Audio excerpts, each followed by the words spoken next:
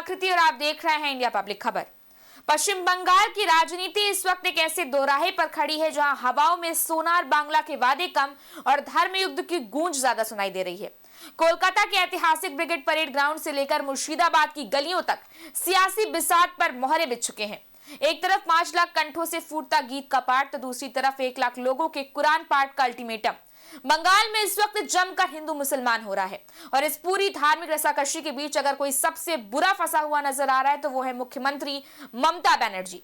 रविवार को कोलकाता के ब्रिगेड परेड ग्राउंड में जो हुआ वो नॉर्मल नहीं था। ये मैदान वामपंथी और टीएमसी की विशाल रैलियों का गवाह रहा है, लेकिन इस बार यहाँ सनातन संस्कृति संसद के बैनर तले लगभग लाखों लोगों ने एक साथ श्रीमद् भगवत गीता का पाठ किया।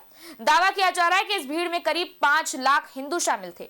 मंच पर संतों की मौजूदगी थी। महामंडलेश्वर स्वामी ज्ञानानंद जी महाराज, पद्मभूषण साध्वी ऋतंबरा और बागेश्वर धाम के धीरेन्द्र कृष्ण शास्त्री। लेकिन इस धार्मिक आयोजन के सियासी मायने तब स्पष्ट हो गए जब वहां बंगाल भाजपा का पूरा शीर्ष नेतृत्व मौजूद दिखा।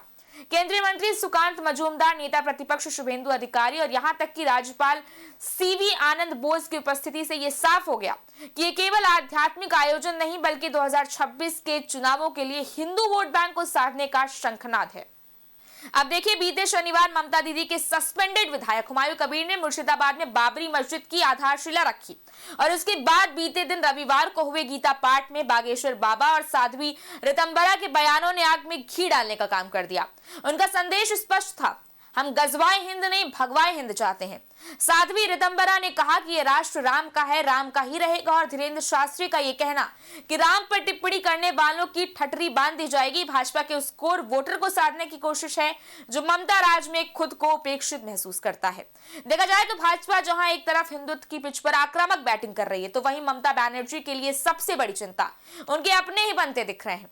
टीएमसी से निलंबित विधायक हुमायूं कबीर ने जो ऐलान किया उसने ममता के पारंपरिक मुस्लिम वोट बैंक में सेंधमारी का खतरा पैदा कर दिया है।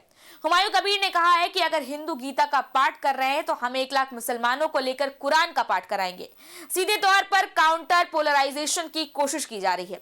हुमायूं कबीर मुर्शिदाबाद में बाबरी मस्जिद की तर्ज पर मस्जिद बनाने की नींव रख चुके हैं। उनका तर्क है कि अगर राम मंदिर बन सकता है तो बाबरी की याद में मस्जिद क्यों नहीं। और आखिर अब जरा समझने की कोशिश करते हैं कि ममता के लिए इतनी बड़ी मुसीबत क्यों है।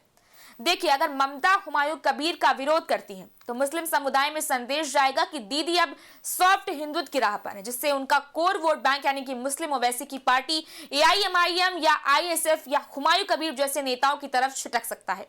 वहीं अगर ममता चुप रहती है तो बीजेपी ये प्रचारित करेगी कि ममता तुष्टीकरण कर रही है और हिंदुओं के खिलाफ है। इससे हिंदू वोटों का ध्रुवीकरण भाजपा के पक्ष में और तेज होगा। और इसके बाद ये जानिए कि आखिर इसमें फायदा किसका है। तो यहाँ सबसे पहला नाम जो है वो हिंदू कंसोलिडेशन का आता है। गीता पाठ, साध्वी ऋतंबरा के उग्र बयान और जय श्री राम के नारे बंगाल के हिंदू वोटर, विशेषकर दलित और ओबीसी जो टीएमसी से नाराज चल रहे हैं, उन्हें एकजुट कर रहे हैं। ब्रिगेड ग्राउंड की भीड़ इसका साफ प्रमाण भी है। वहीं वोटों का बंटवारा देखें तो हुमायूं कबीर और अन्य मुस्लिम नेताओं द्वारा अलग पार्टी या मोर्चा बनाने से टीएमसी का एकाधिकार टूटेगा। मुर्शिदाबाद और मालदा जैसे गढ़ में अगर टीएमसी कमजोर होती है तो उनकी सत्ता की कुर्सी डगमगा सकती है। तो कुल मिलाकर यहाँ आप देखें तो ममता बनर्जी इस वक्त इधर कुआं और उधर खाई की स्थिति में है।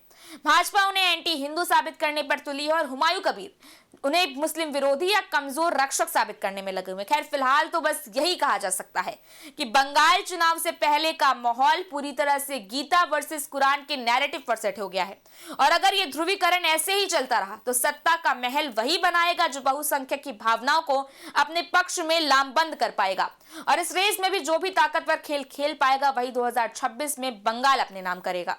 इस बारे में आपकी क्या राय, आप हमें कमेंट सेक्शन में जरूर बताएं। वीडियो को लाइक करें, शेयर करें, चैनल को सब्सक्राइब करें। शुक्रिया।